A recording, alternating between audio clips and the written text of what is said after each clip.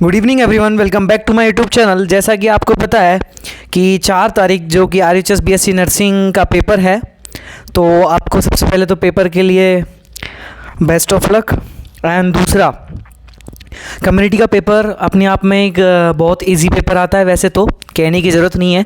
Then अगर community के अंदर एक रूल चलता है कि आप जो भी क्वेश्चन पढ़ोगे, सबसे पहले आप पेपर को अच्छे से पढ़िएगा।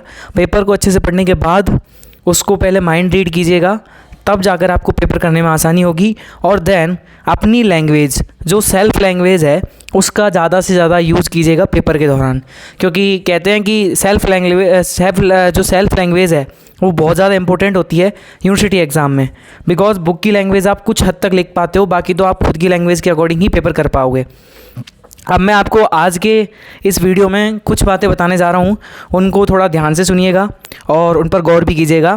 तो हम आज की वीडियो में चर्चा करते हैं our communication roles in community की, जो कॉमन कम्युनिकेशन रोल्स हैं कि कम्युनिटी के अंदर जो कॉमन रोल्स आते हैं किसी भी एक पर्टिकुलर नर्स के, जो एक नर्सिंग स्टाफ है हॉस्पिटल के अंदर या किसी कम्युनिटी के अंदर, उसके जो कॉमन रोल्स हैं उनके बारे में आज हम बात करेंगे।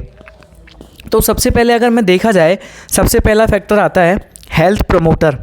मतलब कि हेल्थ के अंदर जो हेल्थ के अंदर फैसिलिटीज़ आती हैं, कि जो हेल्थ के अंदर फैसिलिटीज़ आती हैं उनको प्रमोट करने के लिए एक कम्युनिटी के अंदर जो भी पीपल सर्वाइव कर रहे हैं उनको उस हेल्थ फैसिलिटी के बारे में बताना, कि इन हेल्थ के विषयों के अंदर क्या क्या चीज़ें आती हैं उनके बारे में बताना।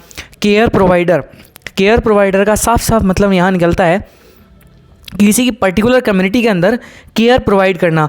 जैसे कोई डिजीज़ है वो पर्टिकुलर कम्युनिटी के अंदर हुई है, तो उस डिजीज़ का कैसे प्रिवेंशन होगा, उसकी कैसे ड्यूरेशन टाइम को पता लगाना, उसके साइड इफ़ेक्ट, उसके इफ़ेक्ट्स जो कि एक कम्युनिटी को हार्म करेंगे, उनके अकॉर्डिंग उस डिजीज़ को प्रिवेंशन करने के लिए जो केयर प्रोवाइड की जाती है पर्टिकुलर किसी एक पेशेंट को या पर्टिकुलर कम्युनिटी को, उसको बोलते हैं हम केयर प्रोवाइडर। ये रोल है एक नर्सिंग स्टाफ का।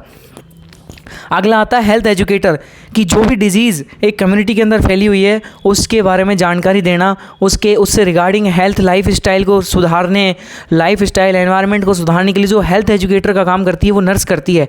काउंसलर, पर्टिकुलर एक डिजीज़ है, मान लीजिए एक डिजीज़ जो कम्युनिटी के अंदर फैली हुई है, उसके बारे में काउंसलिंग करना, उसके बारे में चीज़ों को पता करना, कि एक पर्टिकुलर पेशेंट से उसके साइन सिम्टम्स को जानना, उसके साइड इफ़ेक्ट को जानना, उसके सिम्टम्स के बारे में उसके चीज़ों को जानना, ये काउंसलिंग कहलाती है, जो कि एक नर्सिंग स्टाफ करता है। अब हम अगले पॉइंट के बारे में बात करते हैं, कोऑर्डिनेटर और मैनेजर।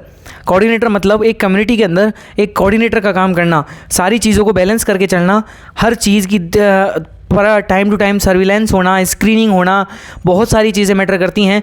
लैब इन्वेस्टिगेशंस हैं, बहुत सारी चीज़ें हैं जिनको कोऑर्डिनेट करके चलना। एडवोकेट, किसी भी पर्टिकुलर डिजीज़ के बारे में एडवोकेसी करना, ये एक नर्सिंग रोल होता है। अब अगली बात करते हैं हम कम्युनिकेटर की। कम्युनिकेटर मतलब दो व्यक्तियों के बीच में, किसी कम्युनिटी के अंदर दो व्यक्तियों के बीच में उस डिजीज़ का कम्युनिकेशन, जिससे एक पर्सन से दूसरे पर्सन को उस चीज़ के बारे में पता लग सके। और communication is the best method of particular area. अगर किसी भी चीज़ को समझाने के लिए जो वे होता है वो सबसे बड़ा कम्युनिकेशन वे होता है।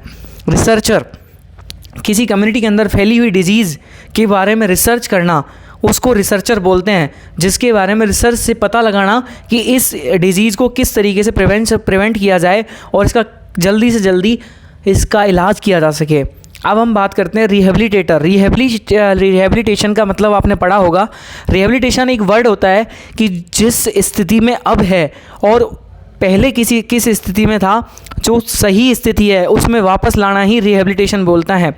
Record keeper, nursing staff record keeper का एक सबसे बड़ा रोल निभाता है कि पूरी चीज़ का रिकॉर्ड रखना, ताकि नेक्स्ट आने वाले समय में उस डिजीज़ के बारे में हम अगली जो कम्युनिटी के अंदर सर्वाइवल रेट्स होंगी उनको हम बता सकें कि इस डिजीज़ के ये साइड इफ़ेक्ट्स थे, ये साइन सिम्टम्स थे, उनके बारे में प्रॉपर रिकॉर्ड रखना।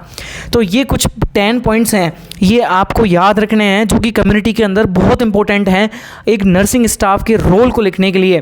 क्योंकि कम्युनिटी के अंदर कम्युनिटी हेल्थ प्रिंसिपल के बारे में, एपिडेमियोलॉजी, बहुत सारे ऐसे यूनिट्स हैं जिनसे ऐसे क्वेश्चंस आते हैं कि जो साफ साफ पूछते हैं कि नर्सिंग रोल्स क्या क्या हैं कम्युनिटी के अंदर, उन नर्सिंग रोल्स को आपको यहाँ बताने पड़ेंगे। और वो 10 पॉइंट्स, आप इन 10 पॉइंट्स के माध्यम से कितना ही बड़ा क्वेश्चन हो नर्सिंग रोल से रिलेटेड कम्युनिटी के अंदर, वो आप सॉल्व कर पाओगे। आपको इजीली उन चीज़ों में बहुत ज़्यादा हेल्प मिलेगी, ये मेरा दावा है। देन मैं आपको एक चीज़ और बता दे रहा हूँ, कम्युनिटी के पेपर के दौरान आप एक चीज़ ज़रूर याद रखिएगा कि आपको पेपर पूरा पढ़ के एक भी क्वेश्चन नहीं छोड़ना है। बहुत सारे बच्चे क्या करते हैं कि लॉन्ग क्वेश्चन पहले छोड़ देते हैं, इस शॉर्ट क्वेश्चन छोड़ देते हैं कि हम बाद में करेंगे, ये नहीं आ रहा हम दूसरा करेंगे।